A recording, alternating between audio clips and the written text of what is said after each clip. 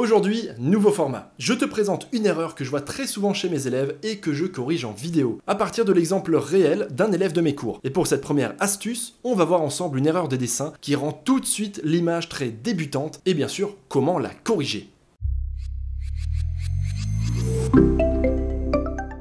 Dans ce nouveau format, mon objectif est simple. C'est te donner comme un petit cours très ciblé sur un problème que je vois très fréquemment. J'espère que ça aidera au maximum la communauté. Juste avant de commencer, je vais t'expliquer quand même qui est cet élève et quel est ce digital painting que je vais corriger. Donc cette vidéo est à la base enregistrée pour l'élève, c'est pour ça que tu m'entendras lui parler directement. Voilà, comme ça tu as le contexte, tu comprends un petit peu mieux et si jamais tu es curieux, tu as le lien vers les cours dans la description en dessous de la vidéo. Allez, Leonardus, let's go! Tu as sous les yeux le digital painting de l'élève qui s'appelle Zen Dessin. Et là, dans cette vidéo, j'ai simplement gardé le passage où je corrige une grosse erreur de symétrie. Donc j'ai pensé que ce serait utile de repartager ça sur la chaîne. Allez, bon visionnage. Alors le gros morceau pour moi, c'est le problème de dessin. Donc ton bestiau là, il est censé être symétrique. Donc ici, ça part très bien. Et puis là, hop, on voit ici que t'as été un petit peu perdu en termes de dessin. Il te manque quelques bases, c'est normal. Je le redis, tu vas voir ça dans la partie 2. Donc c'est pour ça que moi, je vais t'aider un petit peu à corriger ça ici. Alors je vais commencer par sélectionner tout ça en fait. On va prendre tout ce qui est à droite. Je fais CTRL-J. Et tu vois, je vais venir le rapprocher. On va essayer de corriger comme ça, petit à petit, étape par étape, la perspective. Ensuite, ici, donc toute cette partie-là, on est censé ne même pas la voir. Tout ça là. Tu vois, elle est vraiment censée être derrière son corps. On ne voit pas tout ça. Donc là, à nouveau, je vais sélectionner cette partie-là. Et je vais repasser par-dessus. Voilà, alors j'essaye de ne pas t'enlever tous tes détails, mais évidemment tu feras ça mieux que moi, ce sera bien plus propre.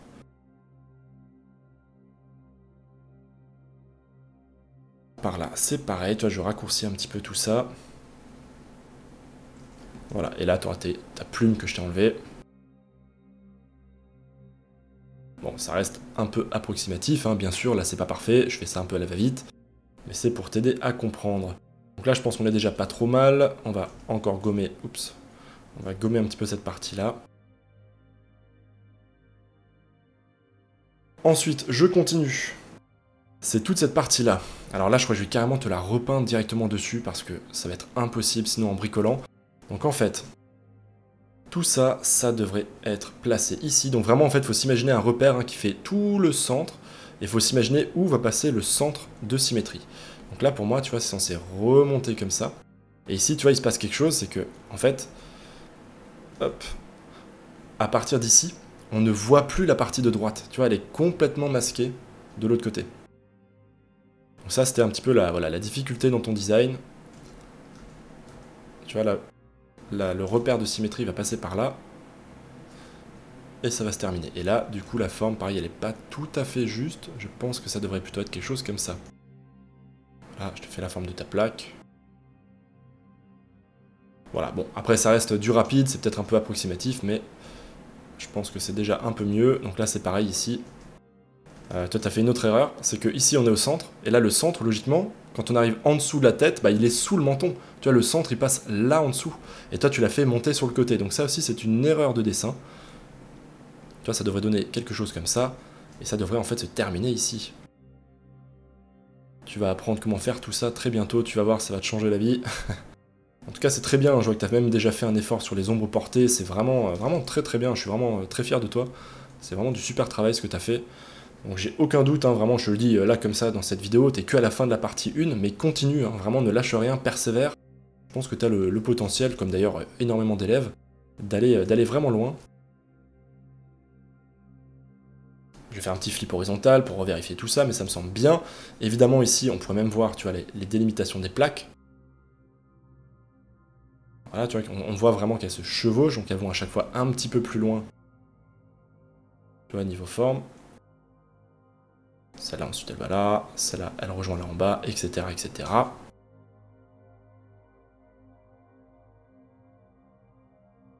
Ici, il faudrait affiner un peu. Voilà, et évidemment, réaligner tous les trucs. Bon, voilà, en tout cas, moi, c'était vraiment ce point-là, tu vois, le gros point, vraiment la grosse erreur de dessin qui me gênait. D'ailleurs, ici, tu vois, je vais rendre juste l'aile derrière un peu plus sombre. Voilà, de cette manière, on va pouvoir remettre ici un peu plus de contraste, c'est un peu plus juste.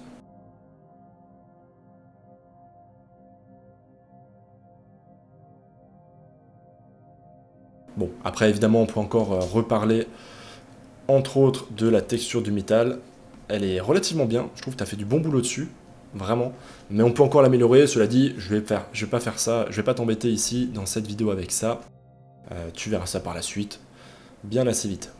Voilà, tu vois, tu pourrais même t'amuser à mettre encore plus de relief ici, tu vois. Tu pourrais, de cette manière, hop, pourquoi pas, créer encore un peu plus de détails dans ton design. Tu vois, en venant vraiment décaler comme ça les armures, tu pourrais même faire une forme un peu plus dynamique. Tu vois que c'est un peu plus pointu de cette manière, tu vois, ça rend le truc plus agressif. Et je pense que tu es vraiment dans un design qui est justement très agressif.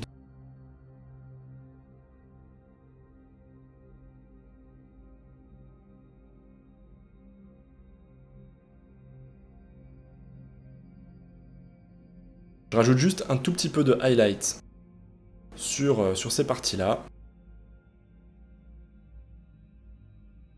Du coup, évidemment, il faut aussi que je corrige ça.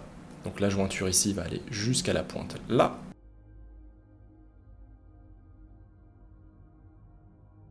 Je vais remettre encore un peu plus de highlight ici. Un peu plus là-haut.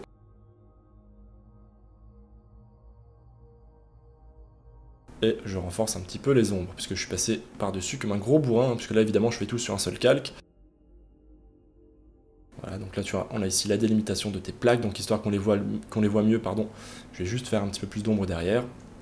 Évidemment, il faudrait refaire un petit dégradé. Bon, moi je voulais surtout ici te corriger le dessin. Pour le reste, comme tu t'en es sorti très bien jusqu'ici, je pense que tu arriveras à peaufiner. En tout cas, voilà pour cette partie, j'espère vraiment que ça va donner des idées. Il y a encore une erreur de perspective, donc il y en a encore pas mal, il faudrait passer un peu plus de temps pour tout corriger.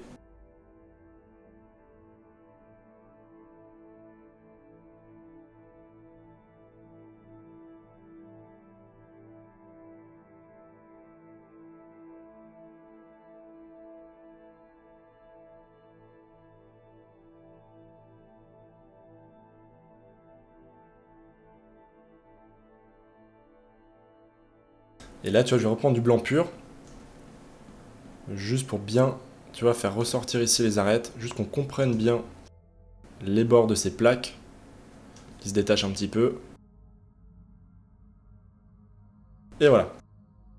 On va maintenant voir la différence avant-après, donc vraiment concentre-toi sur toute cette partie, tout le torse, là où j'ai passé du temps, avant, après.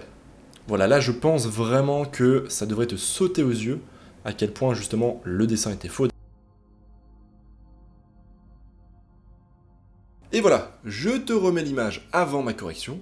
Et tant qu'à faire, je te partage le résultat final de l'illustration de Zen Dessin qui a passé beaucoup de temps dessus à corriger et à peaufiner. Zen Dessin était très ouvert à la critique, il a continué de corriger, de passer du temps dessus, les résultats sont là. Et au passage, je te montre le même digital painting réalisé par Zen Dessin avant les cours de la partie 1 du programme indispensable. Et ça, c'est donc le résultat final après les cours, histoire de comparer. La progression est vraiment bluffante, bravo encore à Zen Dessin. Et voilà, c'est tout pour cette petite astuce, j'espère qu'elle va aider un maximum d'entre vous, que vous allez la reconnaître dans vos images ou dans celles de vos amis, et surtout vous y êtes maintenant sensibilisé, et donc vous allez pouvoir l'éviter et progresser plus vite. Comme tu l'as vu, c'est un tout nouveau format, donc j'aimerais bien savoir si ça t'a plu ou pas, est-ce que tu as envie que j'en refasse d'autres? Dis-le moi en commentaire, ça me permettra vraiment de recueillir vos avis. De la même manière, je t'invite aussi à me dire en commentaire s'il y a des choses, justement, sur lesquelles tu as des difficultés, des sujets que tu aimerais être abordés, ou des erreurs sur lesquelles tu bloques constamment. Comme ça me donne des idées, et ça me permet ensuite d'orienter mes futurs choix de vidéos et de corrections. Et ça, tu le sais déjà, mais si la vidéo t'a plu,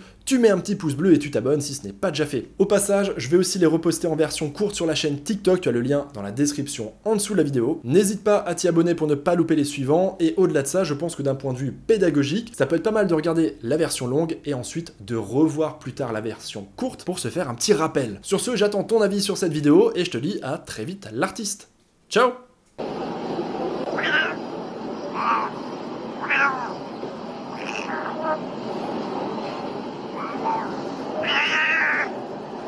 L'art digital t'intéresse? Tu as envie d'apprendre ou de progresser en digital painting ou peinture numérique en français? Je t'invite à aller sur digitalpainting.school. Tu retrouveras une communauté super sympa, des cours de qualité et un paquet de ressources gratuites. Allez, on se retrouve là-bas l'artiste.